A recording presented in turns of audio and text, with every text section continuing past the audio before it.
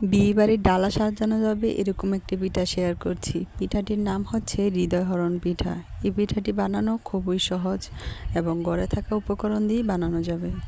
Hello everyone, আসসালামু আলাইকুম। আশা করি সকলেই ভালো আছেন। ময়দা আর চিনি তো আমাদের সবার বাসায় থাকে, আর লাগবে শুধু মিল্ক।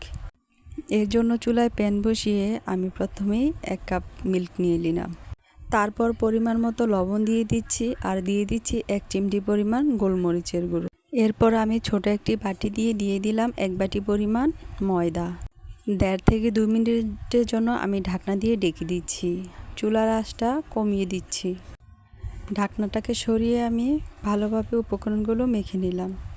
খুব ভালো করে ময়দাটাকে মেখে নিচ্ছি। আর আমাদের এই ডোটা কিন্তু অনেক সুন্দর সফট হবে। আপনারা দেখতেই পাচ্ছেন পিঠা তৈরির জন্য আমরা সফট একটা ডো পেয়ে গেছি। ডোটাকে আমি 2 ভাগ করে নিলাম এবং মোটা সাইজের একটি রুটি বেলে নিলাম। এরপর আমি একটি সাজের সাহায্যে পিঠাটা কেটে নিলাম। এক এক করে আমি 2টা রুটি বেলে নিলাম এবং সবগুলো পিঠা এভাবে সাজ দিয়ে কেটে নিলাম। আপনারা চাইলে ভিন্ন স্টাইলেও কাটতে পারেন, কিন্তু আমার এভাবে সহজ মনে হয়েছে, এজন্য আমি এভাবে কেটেছি। এরপর আমি চুলায় একটি প্যান বসিয়ে দিলাম। তারপর তেল গরম করে নিলাম। এটা কিন্তু খুব বেশি গরম করা যাবে না। আমি এক এক করে সবগুলো পিঠা দিয়ে দিলাম। চুলার আঁচটা মিডিয়াম হিটে রেখে পিঠাগুলো আমি সুন্দর করে এপাট ওপাট করে ভেজে নিব। ভাজার সময় খুব সাবধানে থাকতে হবে, যাতে এক পাশে খুব বেশি কালার চলে না আসে। আর ভাজতে ভাজতে একটা পর্যায়ে যখন কালার চেঞ্জ হয়ে যাবে, ওই পর্যায়ে আমি পিঠাগুলো নামিয়ে নিব।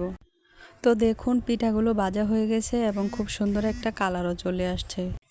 এবার আমি চিনি শিরা তৈরি করে নিব। এর জন্য চুলায় একটি প্যান বসিয়ে দিব। তারপর দিয়ে দিব 1 কাপ পরিমাণ পানি এবং 1 কাপ পরিমাণ চিনি। ভালো একটা ফ্লেভারের জন্য দিয়ে দিব 2টি দারচিনি এবং 1টি এলাচ। কিছুক্ষণ ভালোভাবে শিরাটাকে ফুটিয়ে নিব। এরপর এর মধ্যে দিয়ে দিব গরম গরম পিঠাগুলা।